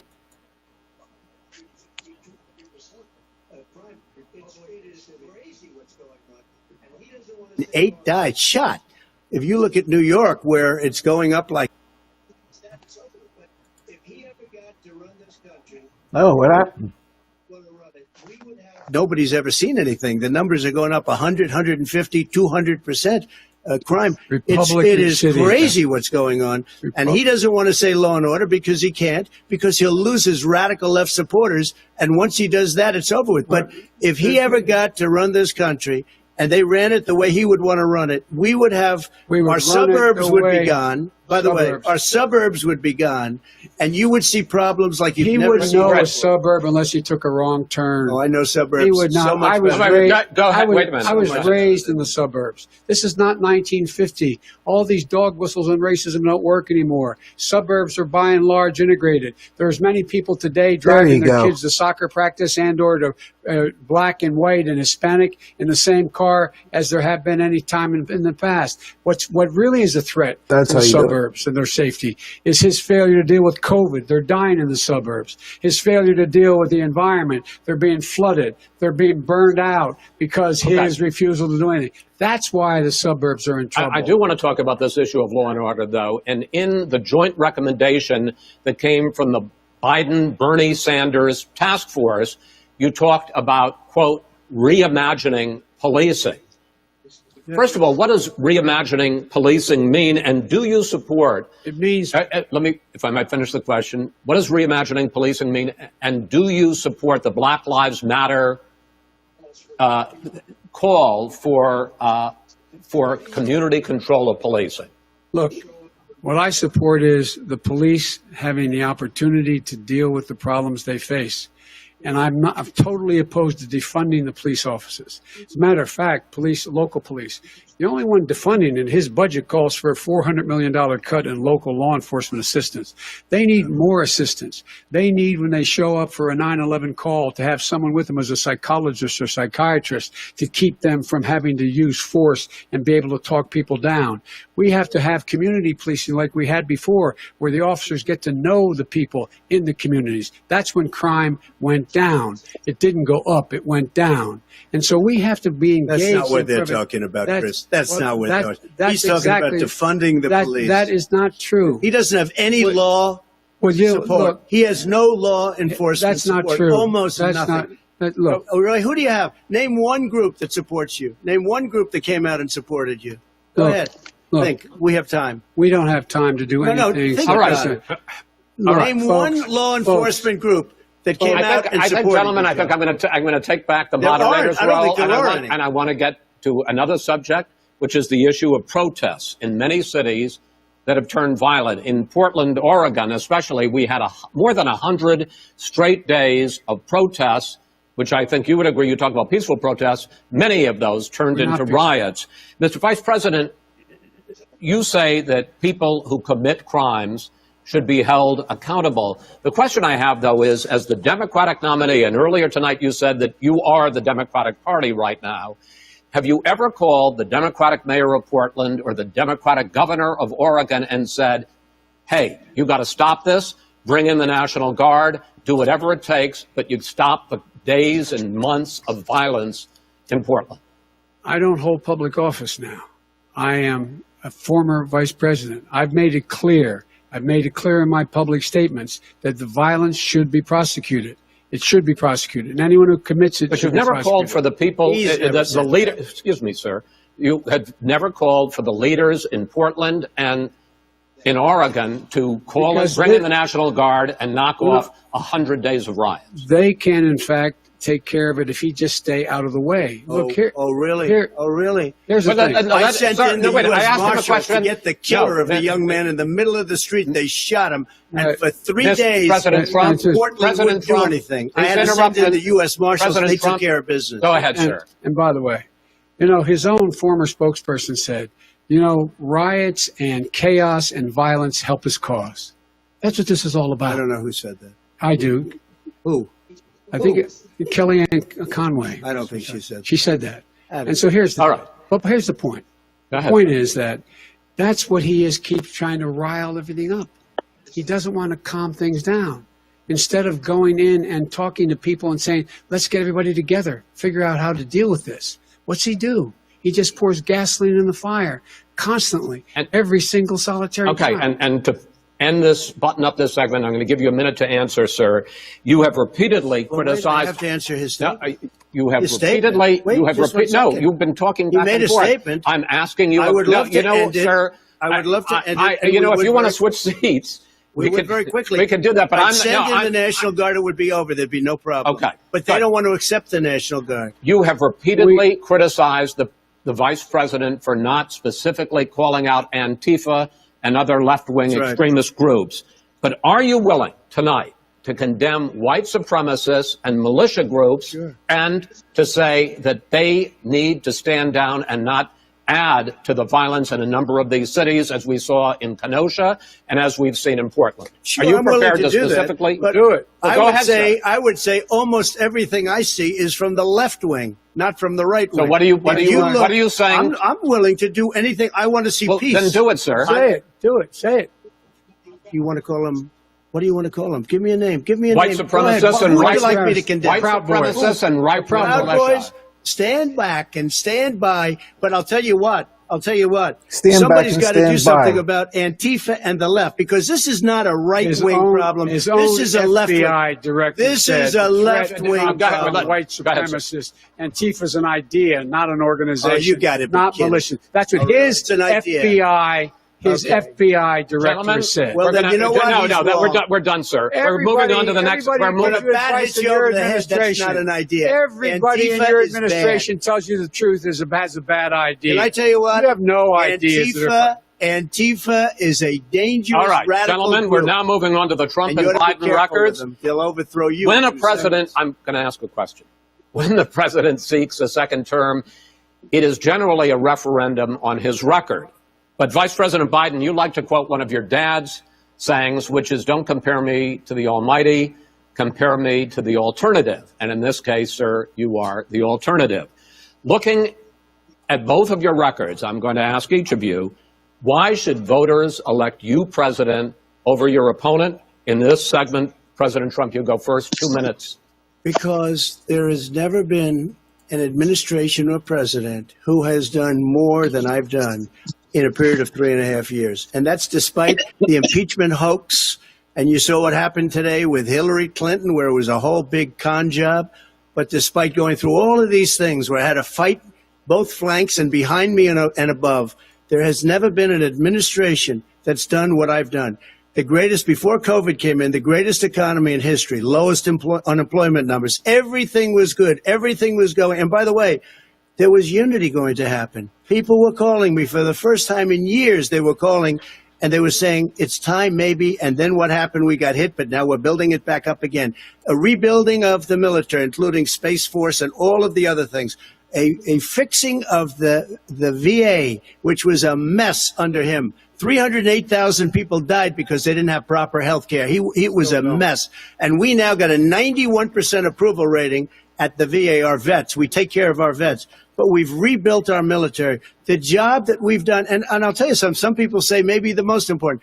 By the end of the first term, I'll have approximately 300 federal judges and Court of Appeals judges, 300, and hopefully 3 great Supreme Court justices. That is a record, the likes of which very few people, and you know one of the reasons I'll have so many judges?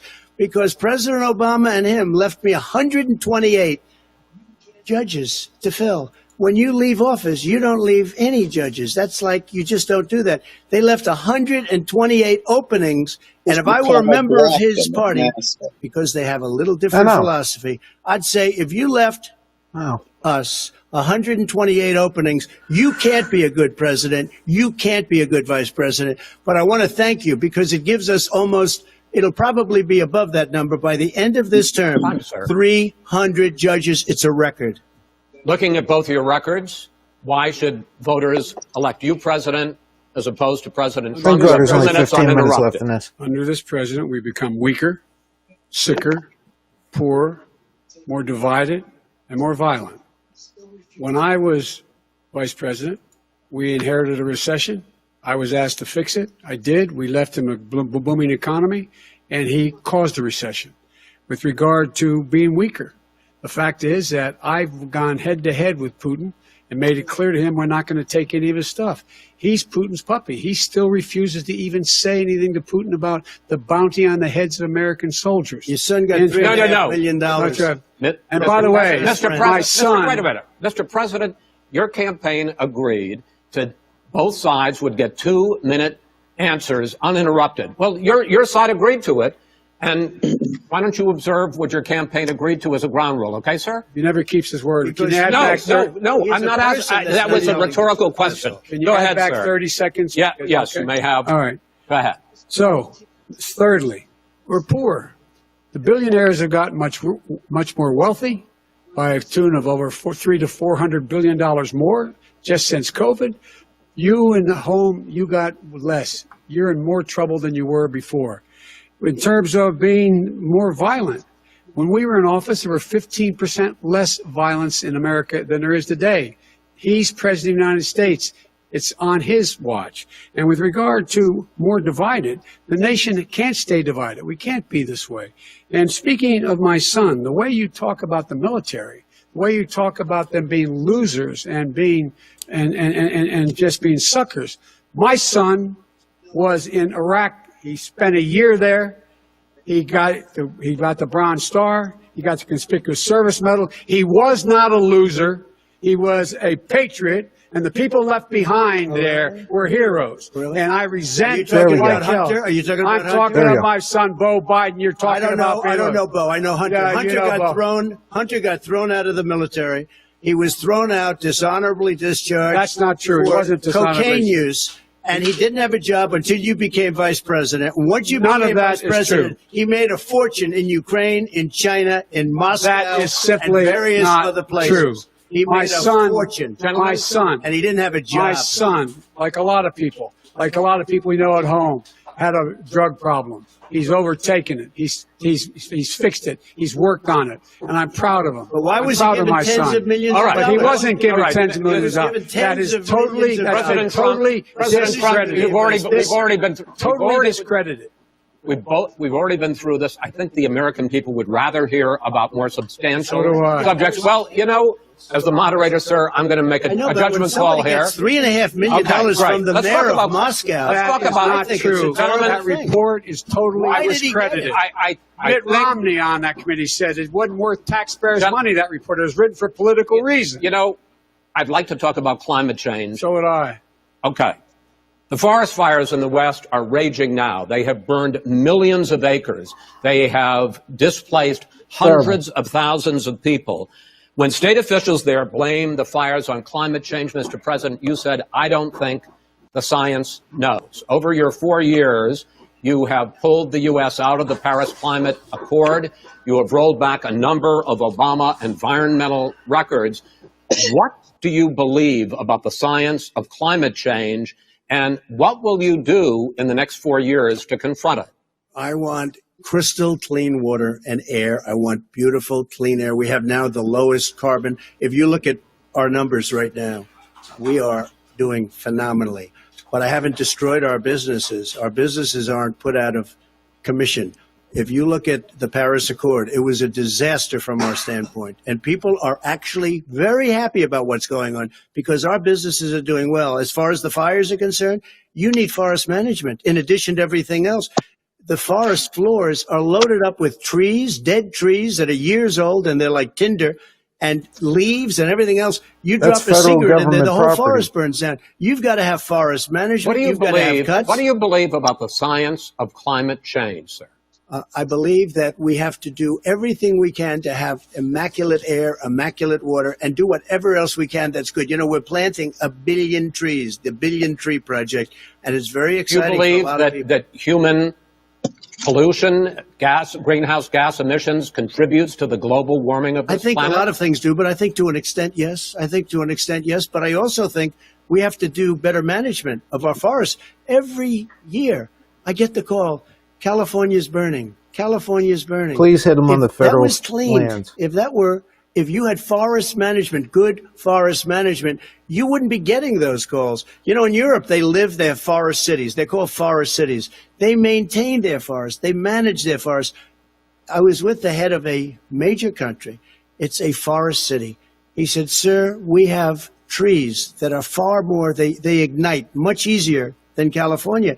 There shouldn't be that problem. I spoke with the governor about it. I'm getting along very well with the governor. But I said, you know, at some point, you can't every year have hundreds of thousands of acres of land just burned to the ground. But, sir, that's burning down because of a lack of management. But, sir, if you believe in the science of climate change, why have you rolled back the Obama Clean Power Plan, which limited carbon emissions in power plants? Why have you relaxed? Because it was driving energy prices through the sky. Why have you relaxed fuel economy standards that are going to create more pollution from cars? Well, and not trucks? really, because what's happening is the car is much less expensive and it's a much safer car. And you're talking about a tiny difference. And then what would happen, because of the cost of the car, you would have at least double and triple the number of cars purchased. We have the old slugs out there that are 10, 12 years old.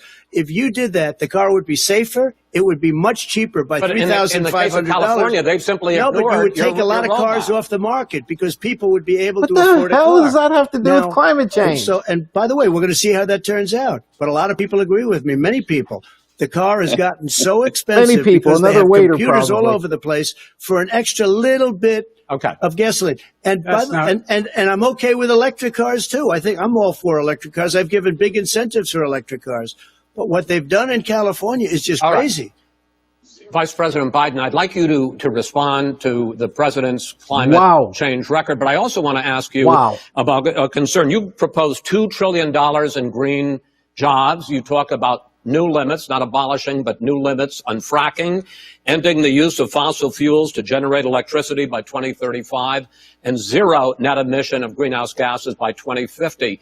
The president says a lot of these things would tank the economy and cost millions of jobs. He's absolutely wrong, number one. Number two, if in fact, during our administration, the Recovery Act, I was in charge, able to bring down the cost of renewable energy to cheaper than or as cheap as coal and gas and oil. Nobody's going to build another coal-fired plant in America. No one's going to build another oil-fired plant in America. They're going to move to renewable energy, number one.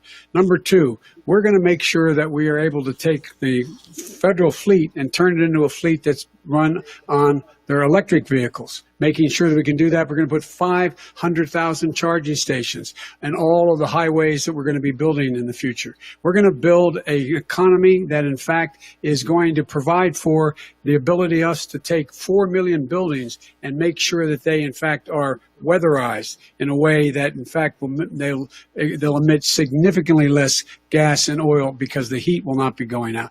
There's so many things that we can do now to create thousands and thousands of jobs. We can get to net zero in terms of energy production by 2035. Not only not costing people jobs, creating millions of good paying jobs, not $15 an hour, but prevailing wage, by having a new infrastructure that, in fact, is green.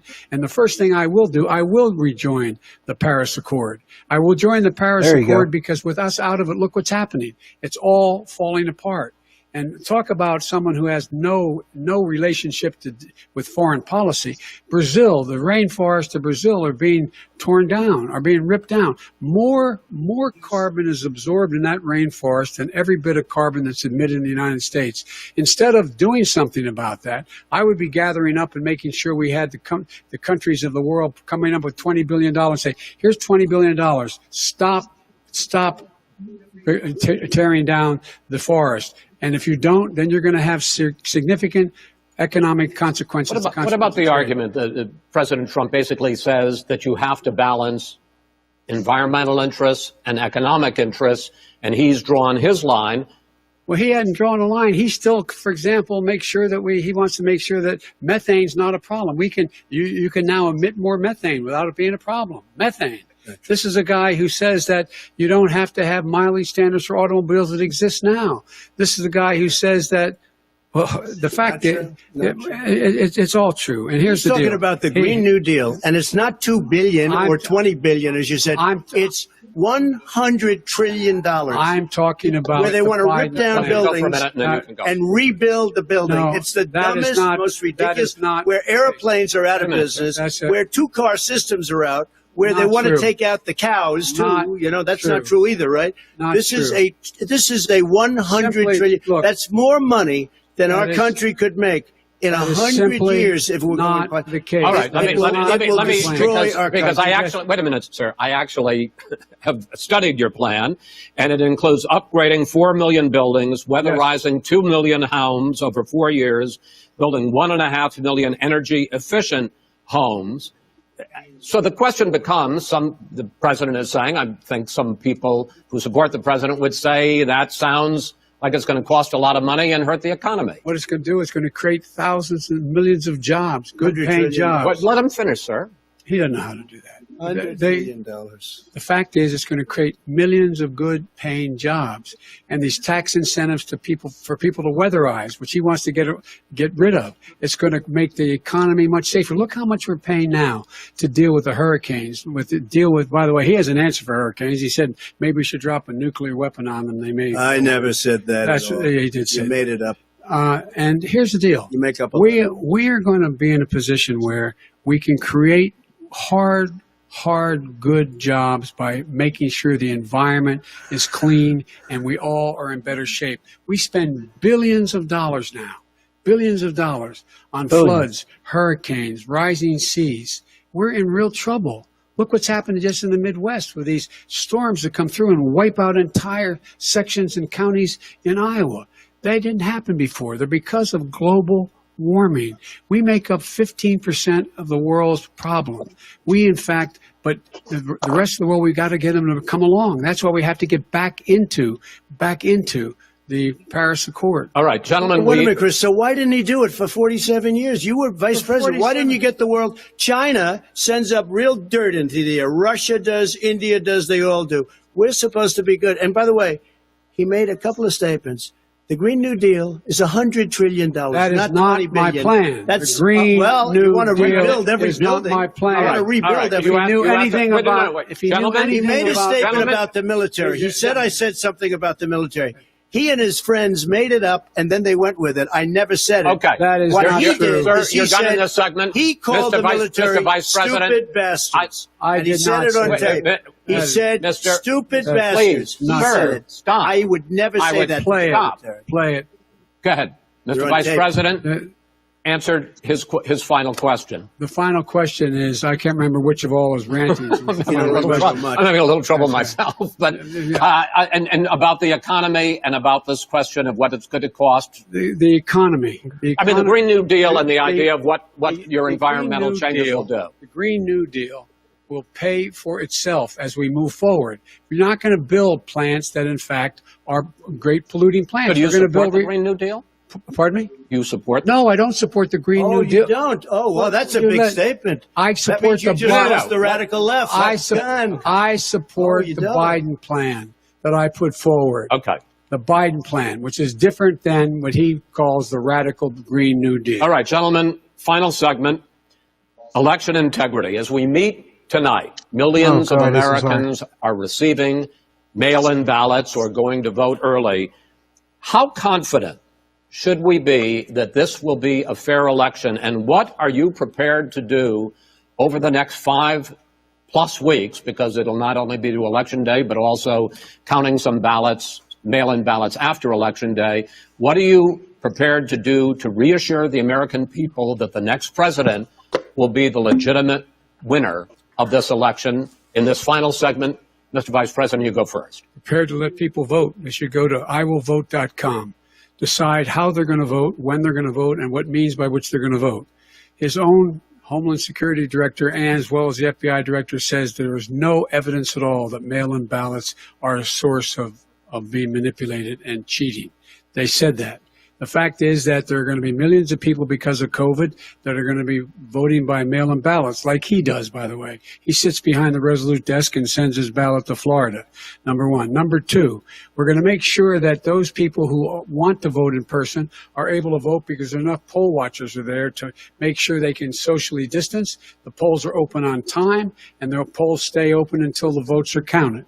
And this is all about trying to dissuade people from voting because he's trying to scare people into thinking that it's not going to be legitimate. Show up and vote. You will determine the outcome of this election. Vote, vote, vote. If you're able to vote early in your state, vote early. If you're able to vote in person, vote in person, vote whatever way is the best way for you, because he cannot stop you from being able to determine the outcome of this election. And in terms of whether or not when the votes are counted, and they're all counted, that will be accepted. If I win, that will be accepted. If I lose, that'll be accepted. But by the way, if in fact he says he's not sure what he's going to accept, well, let me tell you something. It doesn't matter, because if we get the votes, it's going to be all over. He's going to go. He can't stay in power. It won't happen. It won't happen. So vote. Just make sure you understand you have it in your control to determine what this country is going to look like the next 4 years. Is it going to change, or you get 4 more years of these lies? There you go. President, That's great. So when I listened to Joe talking about a transition, there's been no transition from when I won. I won that election. And if you look at crooked Hillary Clinton, if you look at all of the different people, there was no transition, because they came after me trying to do a coup. They came after me spying on my campaign. They started from the day I won, and even before I won, from the day I came down the escalator with our First Lady. They were a disaster. They were a disgrace to our country. And we've caught them. We've caught them all. We've got it all on tape. We've caught them all. And by the way, you gave the idea for the Logan Act against General Flynn. You better take a look at that, because we caught you in a sense. And President Obama was sitting in the office. He knew about it too. So don't tell me about a free transition. As far as the ballots are concerned, it's a disaster. A solicited ballot, okay, solicited is okay. You're soliciting, you're asking, they send it back, you send it back. I did that. If you have an unsolicited, they're sending millions of ballots all over the country. There's fraud. They found them in creeks. They found some with the name Trump, just happened to have the name Trump just the other day in a waste paper basket. They're being sent all over the place. They sent 2 in a Democrat area. They sent out 1,000 ballots. Everybody got 2 ballots. This is going to be a fraud like you've never seen. The other thing, it's nice on November 3rd, you're watching and you see who won the election. And I think we're going to do well, because people are really happy with the job we've done. But you know what? We won't know. We might not know for months, because these ballots are going to be all over. Take a look at what happened in Manhattan. Take a look at what happened in New Jersey. Take a look at what happened in Virginia and other places. They're not losing 2%, 1%, which, by the way, is too much. An election could be won or lost with that. They're losing 30 and 40%. It's a fraud, and it's a shame. And can you imagine where they say, so he should you have to have your ballot in by November 10th. So if you win, is it still a fraud? November 10th. That means that's 7 days after the election, in theory, should have been announced. Okay. We have major states with that. Sir, all run by 2 Democrats. minutes is 2 minutes. All run by Democrats. It's President Trump. It's a rigged election. You're going to be able to continue. You have been charging for months that mail-in balloting is going to be a disaster. You say it's rigged, that it's going to lead to fraud. But in 2018, in the last midterm election, 31 million people voted mail-in voting. That was a quarter, more than a quarter of all the voters that year cast their ballots by mail. Now that millions of mail-in ballots have gone out, what are you going to do about it? And are you counting on the Supreme Court, including a Justice Barrett, to settle any dispute? Yeah, I think I'm counting on them to look at the ballots, definitely. I hope we don't need them in terms of the election itself. But for the ballots, I think so. Because what's happening is incredible. I read today, where at least 1% of the ballots for 2016 were invalidated. They take them. We don't like them. We don't like them. But what are you going to do about it? There are millions of ballots going out right now. What you do is you go and vote. You do a solicited ballot, and that's okay, or you go and vote. I'm asking you about the fact that millions of people... You go and vote. You go and vote. Like they already did, you asshole. Millions of people. You either do, Chris, a solicited ballot where you're sending it in, they're sending it back, and you're sending They have mailmen with lots of it. Did you see what's going on? Take a look at West Virginia, mailmen selling the ballots. They're being sold. They're being dumped in rivers. This is a horrible thing for our country. This is not going to end well. This is not going to end well. 5 states have had mail-in ballots for the last decade or more. 5, including 2 Republican states. And you don't have to solicit the ballot. It's sent to you. It's sent to your home. What they're saying is that it has to be a postmark by election day. If it doesn't get in till the 7th, 8th, 9th, it still should be counted. He's just afraid of counting the votes because you're wrong. You're wrong. I want to continue with you on this. Vice President Biden. Chris, he's so wrong when he makes a statement like that. Excuse me. Vice President Biden, the biggest problem, in fact, over the years with mail-in voting has not been fraud historically. It has been that sizable numbers, sometimes hundreds of thousands of ballots are thrown out because they have not been properly filled out or there is some other irregularity or they missed the deadline. So the question I have is, are you concerned that the Supreme Court with a Justice Barrett will settle any dispute? I'm concerned that any court would settle this because here's the deal. When you get a ballot and you fill it out, you're supposed to have an affidavit. If you didn't know, you have someone say that this is me. You should be able to, if in fact you can verify that's you before the ballot is thrown out, that's sufficient to be able to count the ballot because someone made a mistake and not dotting the correct I. Who they voted for, testify, say who they voted for, say it's you. That is totally legitimate. All right. Excuse me, when you have 80 million ballots I have a final sending question. and swamping the system, you know it can't be done. You know it can't. And already there's been fraud. Mail service delivers gentlemen, the final question is, in 8 states, we can keep talking. In 8 states, election workers are prohibited currently by law, 8 states, from even beginning to process ballots, even take them out of the envelopes and flatten them until Election Day. That means that it's likely, because there's going to be a huge increase in mail-in balloting, that we are not going to know on election night who the winner is, that it could be days, it could be weeks, could be months, until we find out who the new president is. So first for you, sir, finally for the vice president, I hope neither of you will interrupt the other. Will you urge your supporters to stay calm during this extended period, not to engage in any civil unrest? And will you pledge tonight that you will not declare victory until the election has been independently certified? President Trump, you go first. I'm urging my supporters to go into the polls and watch very carefully, because that's what has to happen. I am urging them to do it. As you know, today there was a big problem. In Philadelphia, they went in to watch. They're called poll watchers, a very safe, very nice thing.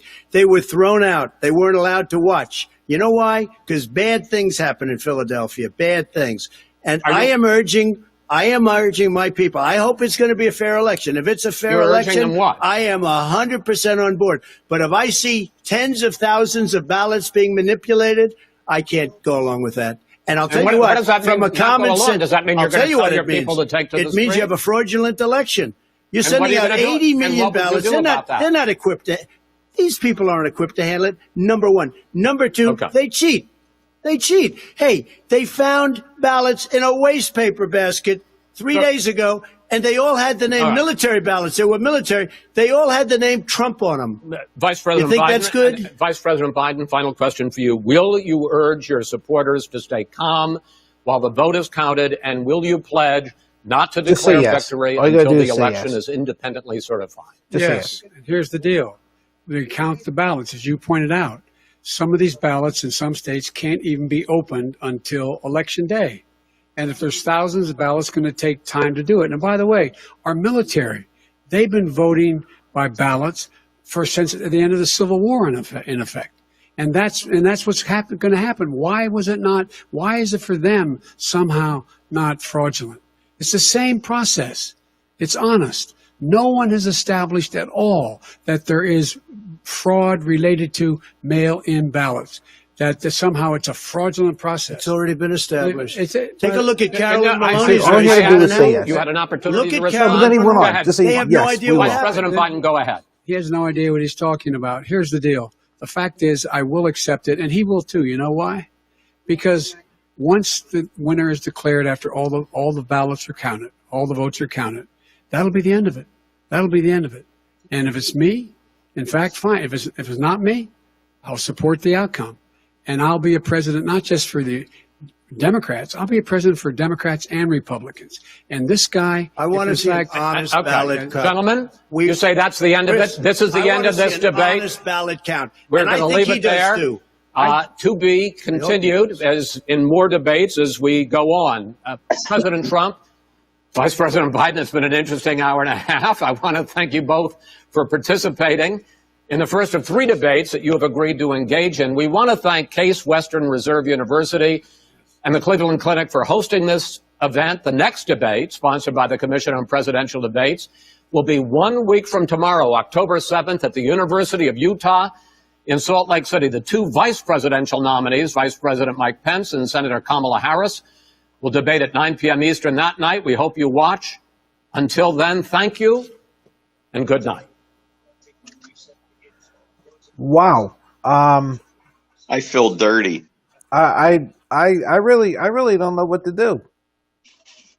That was disgraceful. You know what?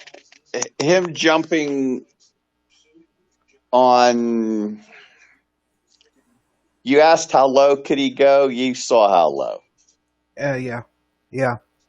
There were things there that should never been brought up. Well, yeah. I got to give credit for Biden not to jump on his kids. You know, what they're doing right now. I mean, that was pretty low in my view.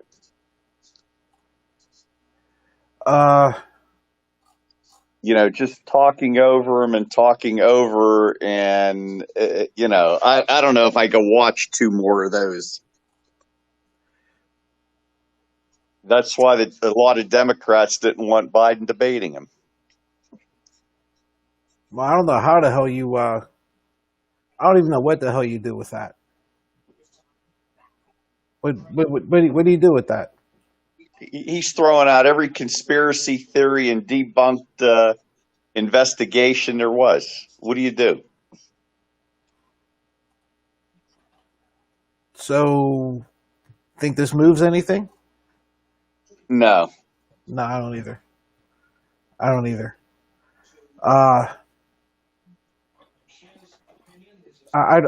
don't see how this helped Trump any. Not with that performance. He's going to keep his backing no matter what. Did it help anybody? There's a few percentage on the fence. Do you think that moved anything? I don't know how he moved anybody on the fence. I mean, this was just known as a shit show. There's no other way to put it. This was a shit show.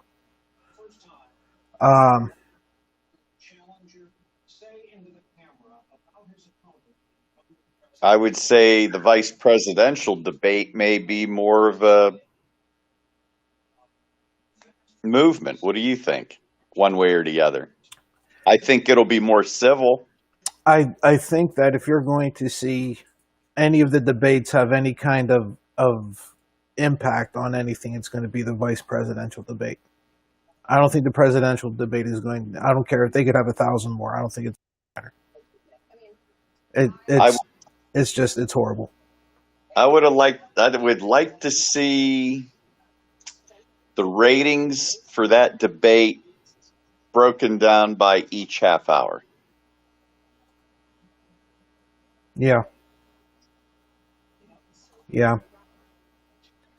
I would be real curious also to see who, who because you had both CNN and MSNBC had quote unquote undecideds. I'd be real curious to see what their results were. Mm-hmm. Because that was awful. So we do this again next week, huh? Well, who's next week? I believe it's again. Is this the presidential? Yeah. I don't know if I could take it. I'm just telling you now. I'm going to drink. That's all. I can't. That's all.